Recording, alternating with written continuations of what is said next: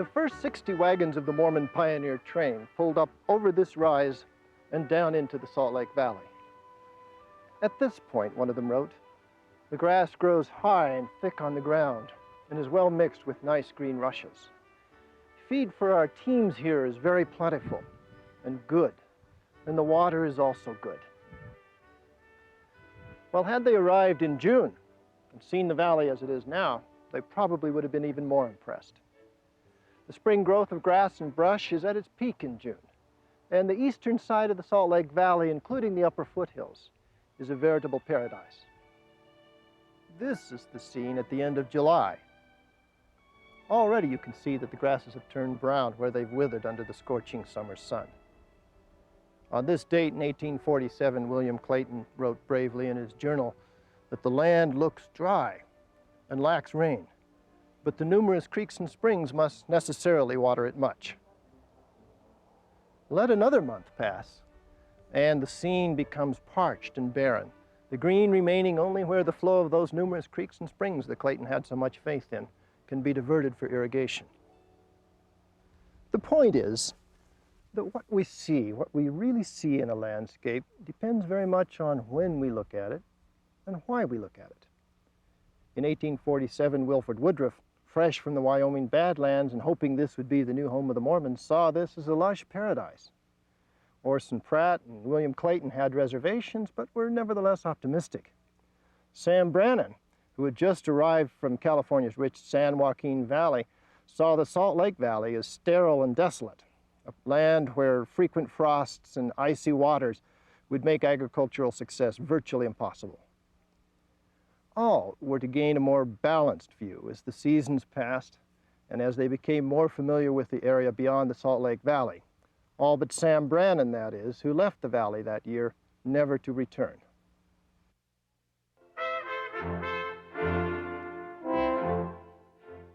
The fact is that the Pioneer Company had landed smack in the middle of what geographers now call the Wasatch Oasis, and in a season when the green of June had faded, but the brown of August had not yet prevailed. Thinking back across years of toil, they remembered the landscape as worse than their first diary entries indicate. But by then they had seen the withering effect of many Augusts and were familiar with the desert surrounding the Wasatch Oasis. Their later view was probably closer to an accurate assessment of the region's potential than their first. The fact is that the number of hospitable niches in the Great Basin was definitely limited. Even today, less than 4% of the surface area is farmland. Brigham Young was to find that those Utah lands which were well watered were usually too cold for any but a limited agriculture, and those that were warm were too dry. Only in a few places where water flowed all summer in streams large enough for irrigation could farming settlements be established. In 1847, there were 8,000 or 9,000 Mormons waiting on the Missouri, and many thousands more in England.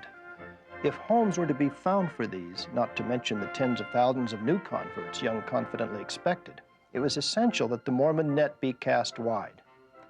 As soon as the Pioneer Company alighted in the Salt Lake Valley, Young dispatched exploring parties to claim further oases.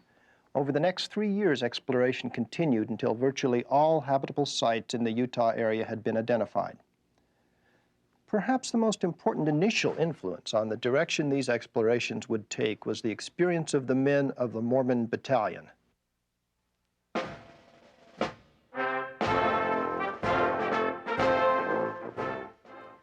Early in June of 1846, President James K. Polk responded to Mormon pleas for assistance by offering to enlist a volunteer force of several hundred men in Iowa and march them to San Diego as part of military operations in the war with Mexico, which had just broken out.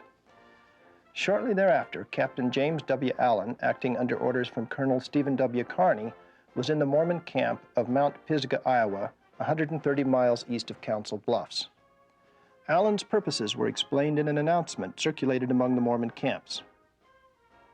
This year is an opportunity of sending a portion of their young and intelligent men to the ultimate destination of their whole people, and entirely at the expense of the United States. And this advance party can thus pave the ways and look out for land for their brethren to come after them. Well, Brigham Young was faced with a hard decision. The loss of so many able-bodied men would impose considerable burdens on those remaining with the main group. His non-Mormon friend and advisor, Thomas L. Kane, assured him, however, that the federal government had no ulterior motive. Young, desperately in need of hard cash to finance the migration, lent his support to the recruitment. Altogether, 549 persons, including some families, set out from Council Bluffs in mid-June. They marched south down the Missouri River to Fort Leavenworth, where they were equipped and readied for the expedition. They then continued past Independence and followed the well-established Cimarron Trail to Santa Fe. In the Santa Fe area, two groups left the expedition to go north and winter in the area of present-day Pueblo, Colorado. This included most of the women and children and about 150 men suffering from infirmities of various kinds, especially malaria. The rest continued down the Rio Grande Valley to near the present town of Hatch, New Mexico. They then crossed the desert in a southwesterly direction to where the Arizona and New Mexican boundaries meet at the Mexican border. After penetrating into Mexico a few miles, they turned north to Tucson, and from there bore northwest to the Gila River south of today's Phoenix. Following the Gila River to its mouth, they crossed the Colorado and struck out across the desert to San Diego, where they arrived January 29, 1847, the first to bring wagons across the southwest to the coast. They had suffered greatly from thirst, hunger, and exposure, but their only dangerous engagement had been with a large herd of ferocious wild bulls south of Tucson. The important point is that during all this journey, they noticed areas that seemed promising as future settlement sites. In the 1870s and 80s, as the oases near the Wasatch became overpopulated, settlements were made at Mesa, St. David, Benson, Thatcher, and other sites along the Gila and San Pedro rivers, all areas the men of the battalion had found attractive. Perhaps even more important, Jefferson Hunt, senior Mormon officer of the battalion, after rendezvousing with Brigham Young in the Salt Lake Valley, led a group back to Southern California in the fall of 1847. He noted settlement sites and the presence of minerals and other features of the terrain on his journey and reported this information to Brigham Young. His scouting undoubtedly encouraged Young to send an exploring party headed by Parley P. Pratt southward from the Salt Lake Valley in the fall of 1849. Their report led to the Iron County Settlement Mission the next winter. Thus, it's fair to say that the Mormon battalion experience did much to impart a southerly orientation to Mormon colonization, leading them to settle Parowan, San Bernardino, St. George, southern Arizona, and finally in 1885, northern Mexico. But there were other influences as well. Certainly the drive for self-sufficiency oriented Brigham Young toward the south. There he hoped that cotton and sugarcane and dyestuffs like madder and indigo, as well as other semi-tropical crops, could be raised. These would complement the row crop and grain and livestock capabilities of the north. Finally, with South Pass and the Sierra Passes sealed shut 5 or 6 months of the year with winter snows, Young's hope of maintaining a year-round route for immigrants to the Salt Lake Valley led him to foster a whole chain of settlements extending all the way down to San Bernardino, near the ports of San Diego and Los Angeles. These factors are enough to account for what seems to be a general southern bias to early Mormon colonization. There were within that general framework, however, numerous exceptional circumstances leading to the founding of particular colonies. Cedar City was established in 1851, for example, to build and sustain a badly needed iron-producing effort. Fillmore was settled that same year to be the seat of the newly formed territory of Utah. The Las Vegas, Fort Limhi, and Elk Mountain missions were sent out in 1855 as part of a renewed concern for missionary work among the Indians. Thus, dozens of colonies were founded because of specific needs without regard to the general pattern of colonization. Of all the needs compelling Mormons to found new colonies in the West, the most important and persistent was the need for farmland. Most of the areas the Mormons settled were severely limited in land, water, and timber. The population was already crowding these resources before the children of the founding families began to form families of their own. The only way to provide opportunities for the growing tide of youth and the thousands who continued to emigrate from Europe was to found new colonies. Brigham Young had sensed this need from the beginning and thus set the borders of his empire as broadly as possible. The first boundaries of the Provisional State of Deseret, organized without legal authorization from the United States in 1849, covered a vast area. They included most of present-day Utah, Nevada, and Arizona, as well as large parts of Wyoming, Idaho, Oregon, Colorado, New Mexico, and California. The California salient included the Pacific coastline from Los Angeles to the present Mexican border. This ambitious plan was nipped back substantially when Congress, as part of the Compromise of 1850, created the Territory of Utah. The territory included western Colorado, Utah, and Nevada, with the 42nd parallel as the northern boundary and the 37th as the southern boundary. Nevada Territory was created in 1861, however, and was given large strips from western Utah in 1862 and again in 1866.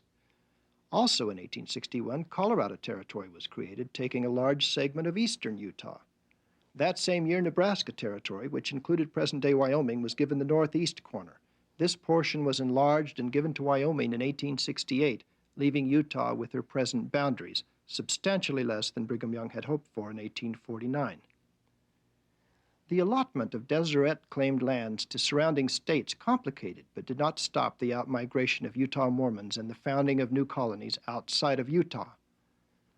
The bridgehead in the west had been made here, in the Salt Lake Valley. That same year, the settlement of Bountiful began. The next year, settlers moved up into lands recently purchased from Miles Goodyear at the site of present-day Ogden. In 1849, Tooele and Provo were founded, and at the request of Ute Chief Walker, the town of Manti in the Sanpete Valley.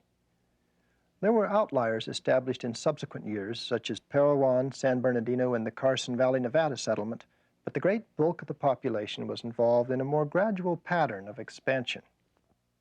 First settled were the most desirable locations along the Wasatch Oasis on the western edge of the mountains. Secondly, towns were founded in mountain valleys east of the earlier settlements. Thus, gradually, the area of settlement was extended until population pressures forced moves to more remote and difficult environments, such as the towns of Sunset and St. Joseph, settled on the Little Colorado River in 1876, or Bluff, settled by the heroic Hole-in-the-Rock expedition in 1880. This group, in trying to find the most direct route to the southeastern corner of Utah, did the seemingly impossible. They took their wagons down an incredibly steep crevice, across a road literally tacked onto a sandstone face leading down into the bottom of the Grand Canyon of the Colorado. South of the river, they carved a road across 30 miles of the most difficult terrain in North America, a landscape so formidable that it is a challenge even to modern-day four-wheel drive vehicles. When a particular need required movement far beyond the advancing line of settlement, church leaders often resorted to the central planning of a new colony and calling or assigning of leaders to launch the enterprise. As soon as the new colony was established, however, satellite towns grew up spontaneously in the vicinity until all available settlement sites were filled.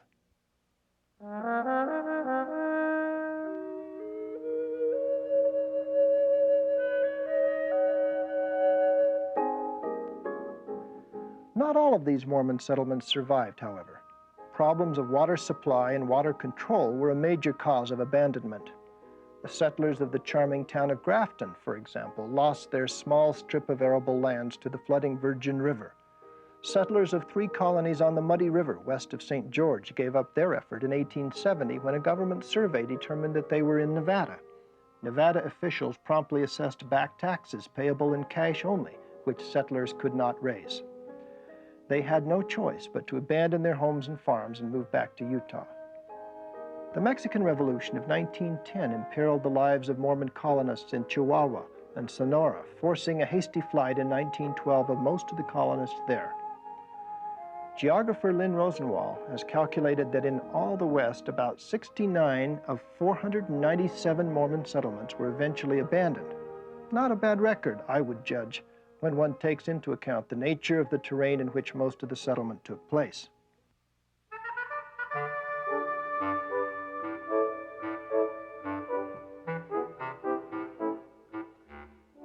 The acknowledged leader of the whole enterprise was Brigham Young, the first governor of the Territory of Utah and the successor to Joseph Smith as leader of the Mormons. Young was born a Vermont Yankee in 1801. He later joined a great migration of New Englanders to New York, where he settled in the town of Mendon, a few miles from the Smith home. There he pursued the trade of painter and glazier. He was introduced to Mormonism through family, becoming one of Joseph Smith's most able and devoted followers in 1832. Smith chose him in 1835 to be one of the original 12 apostles of the recently founded church. After Joseph Smith's death, Young gained the confidence of the greater portion of Latter-day Saints, and by virtue of his authority as senior member of the 12 apostles, assumed leadership of the church in Nauvoo. There he supervised the completion of the temple, the administering of temple ordinances, and the exodus from the Midwest. After shepherding the pioneer company to the Great Basin, he returned to winter quarters. There, on December 27, 1847, he was sustained by a conference of church members as president and prophet. Returning the next spring to the Salt Lake Valley, he directed a series of far-ranging economic and political plans for the development of the Great Basin, including the extensive Mormon colonization of the West. The many letters and sermons Young wrote from his office reveal him to have been a practical, down-to-earth man, homely in speech and always direct and to the point. He loved extravagant exaggeration and was quick to see the humor in a situation. For example, on one occasion, he complained about the quality of livestock contributed to the church. Once in a while, you'd find a man who had a cow he considered surplus. Generally, she was of the class that would kick a person's hat off, or eyes out, or the wolves had eaten off her teats. You would once in a while find a man who had a horse that he considered surplus. But at the same time, he had the ring bone, was broken-winded, spavined in both legs, had the pole evil in one end of the neck and a fistula at the other, and both knees sprung.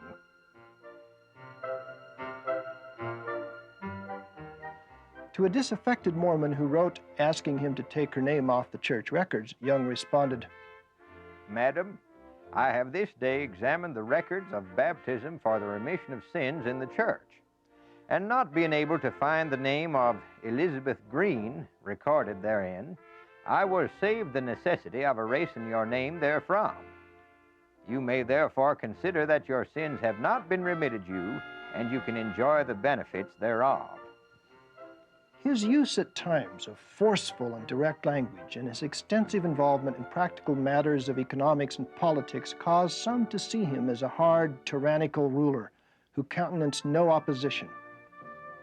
I think it's fair to say that he was harsh when he felt the occasion demanded. He was also, I would judge, unwise in some of his pronouncements, making some of his more zealous followers feel justified in illegal and perhaps at times violent acts against others. Yet the key to Young's effectiveness as director of colonization lay not in intimidation, but rather in his style of leadership. Brigham Young was preeminently a man of the people. He oversaw the planning of many of the colonies in great detail, visiting the settlers at the first opportunity and thereafter making annual journeys that included stops in most Mormon towns. On these occasions, he not only met with local officials, but walked about the town, calling people by name, inquiring into the health of their children and the condition of their crops.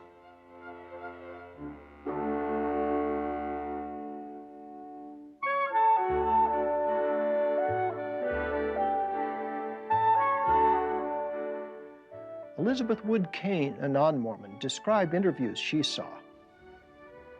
The people talked to Brigham Young about every conceivable matter, from the fluxing of an oar to the advantages of a Navajo bit. And he really seemed to be at home and to be rightfully deemed infallible on every subject. I think he must make fewer mistakes than most popes from his being in such constant intercourse with his people.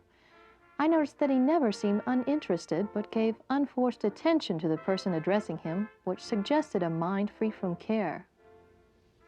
He was not called President Young or the Prophet so much as Brother Brigham, an eloquent expression of the confidence and trust his people had in him.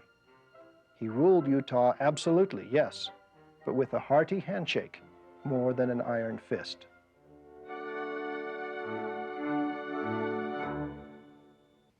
Young was assisted in this work by his counselors in the First Presidency, who included Heber C. Kimball, George A. Smith, Willard Richards, Jedediah M. Grant, and Daniel H. Wells.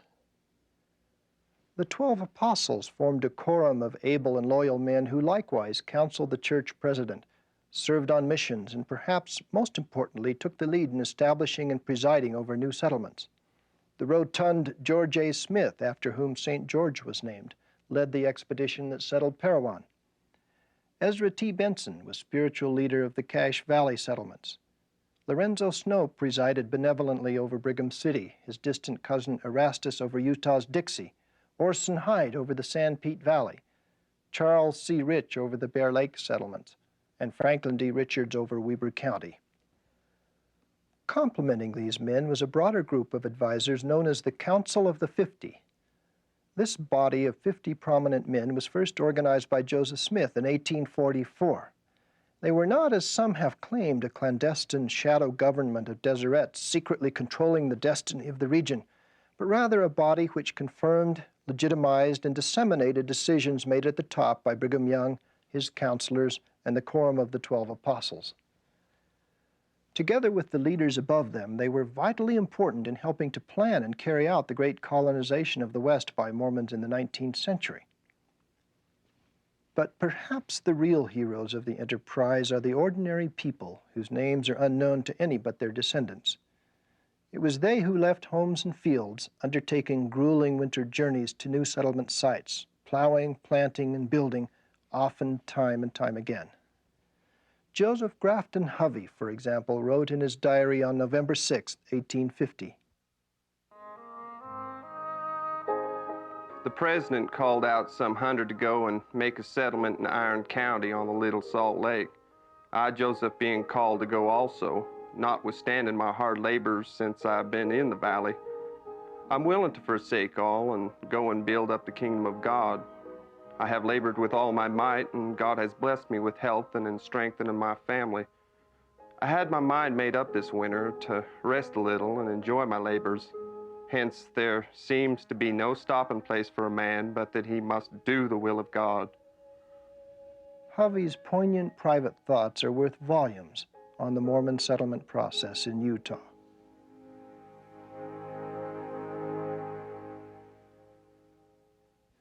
Drawing on the experience in Missouri and Illinois, the Mormons had evolved a procedure for town founding which they followed almost as if by instinct. If it were to be a called mission, opening up new territory or planned for a special purpose, such as lead mining, coal mining, or cotton culture, church leaders printed announcements requesting volunteers in the Deseret News some months before the projected enterprise. If the volunteer force was insufficient or lacked essential crafts and trades, leaders issued calls to specific people. They sometimes announced the names of those called at general conferences. Sometimes local bishops issued calls to prospective participants in the mission. The colonists were instructed in what to bring, and the mission departure date was set. They often left in the fall so the company could travel to the site and spend the winter building mills, a meeting house, an irrigation system, and homes. With this work done, they could turn full attention to preparing the land for spring planting as soon as good weather permitted. The settlers met before their departure to receive pointed sermons emphasizing that their mission was a religious as much as a secular pursuit, and that brotherhood and cooperation should characterize their effort. Each colony was initially under the supervision of one man or delegation of men who organized the migration. He took careful note of the various skills and crafts represented in the group, preparing an inventory of seeds, machinery, and tools for the company. He organized major projects requiring collective effort, and he directed worship services as well. A classic example is the Iron County Mission, which set out from Salt Lake City on December 7, 1850, under George A. Smith. On January 10th, a month after departure, the 167 colonists reached the wholly unsettled site of their future home. On January 15, nominations were made for county officials, with elections following 2 days later. On January 28, crews began hewing logs for a meeting house. That day, George A. Smith wrote Washington, D.C., asking for a post office for the new town of Parowan. During the next few months, a school was organized, canals and roads built, houses raised, a grist mill put into operation, and a site for an ironworks scouted. On the 4th of July, the leader was pleased that the celebration had been respectably calm and placid. He wrote, All was silent, not a gun fired, nor a drunken man seen in the streets. He wrote the lines without apparent awareness that his casual reference to the peaceful streets of Parowan attested eloquently to the remarkable accomplishment of the colonizing mission. When the year began, this had been a solitary stretch of salt grass and sagebrush, disturbed only by occasional travelers passing between California and the Salt Lake Valley, or wandering groups of Indians. But now there was a village surrounded by fields heavy with ripening wheat, and concern that the local rowdies might disturb the peaceful streets in their celebration of the national holiday. By the end of the century, more than 500 communities from Alberta, Canada to Chihuahua, Mexico, and from San Bernardino, California to the San Luis Valley of Colorado would bear the distinctive stamp of Mormon colonization.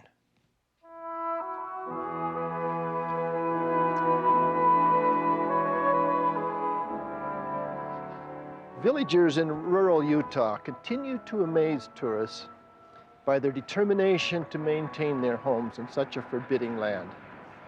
Their brick and adobe houses are plain, even severe in design. The green of their lawns and their gardens and their fields fades quickly to sagebrush desert, where the line of irrigation ends.